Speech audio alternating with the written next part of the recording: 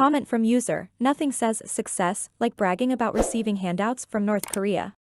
North Korea firmly is supporting Ukraine war, Russia diplomat says. A senior Russian diplomat has lauded North Korea for firmly supporting Moscow's ongoing invasion of Ukraine, which has found few fully committed supporters in the international community.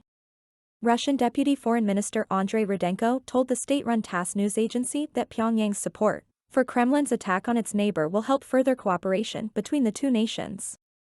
North Korea was among the countries that firmly supported, including on the United Nations platform, the decision by the Russian Federation to carry out a special military operation in Ukraine, Rudenko said. He added that North Korea was one of few nations to back Moscow's claimed annexation of 4 partially occupied Ukrainian territories, in Kherson, Zaporizhzhia, Donetsk, and Luhansk, in September.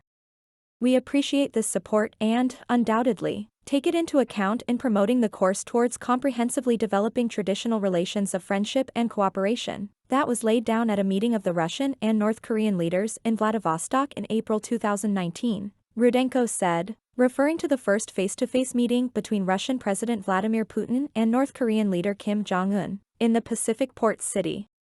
Moscow-Pyongyang alignment on a range of issues and growing diplomatic ties, Rudenko added, create good prerequisites for that.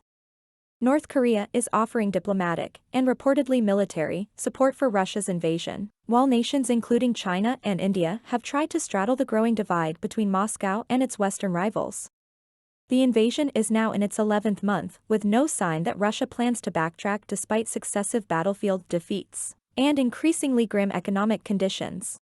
In March, North Korea was one of only 5 nations, alongside Belarus, Eritrea, Syria, and Russia, to vote against a UN General Assembly resolution condemning Moscow's invasion, which then looked poised to seize Kyiv.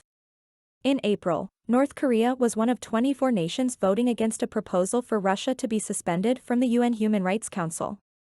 And in October, North Korea stood with Russia against a UN General Assembly resolution, passed with an overwhelming 143-nation majority, calling on member states not to recognize Moscow's claimed annexations. Belarus, Nicaragua, Syria, and Russia also voted against the motion. North Korea had already officially recognized the independence of Moscow's puppet republics, Donetsk and Luhansk People's Republics, in eastern Ukraine, the supposed protection of which was among Putin's justifications for his invasion. Following this recognition, Ukraine severed diplomatic ties with Pyongyang. Russian diplomats, meanwhile, have been backing their North Korean counterparts at the UN as Pyongyang adopts an unprecedented rate of ballistic missile tests that have irked the US and its regional allies South Korea and Japan. U.S. Ambassador to the UN, Linda Thomas-Greenfield, said in November that Moscow is offering blanket protection for North Korea from UN Security Council action over the launches. You don't get to abandon Security Council responsibilities because the Democratic People's Republic of Korea might sell you weapons to fuel your war of aggression in Ukraine, or because you think they make a good regional buffer to the United States, Thomas Greenfield said. U.S. officials have accused North Korea of sending weapons to Russia for use in Ukraine as Moscow looks abroad for suppliers to restock its depleted arsenal. National Security Council spokesperson John Kirby last month accused Pyongyang of sending weapons to Wagner Group mercenaries. North Korea's foreign ministry dismissed the allegations of sending military supplies to Russia as the most absurd red herring.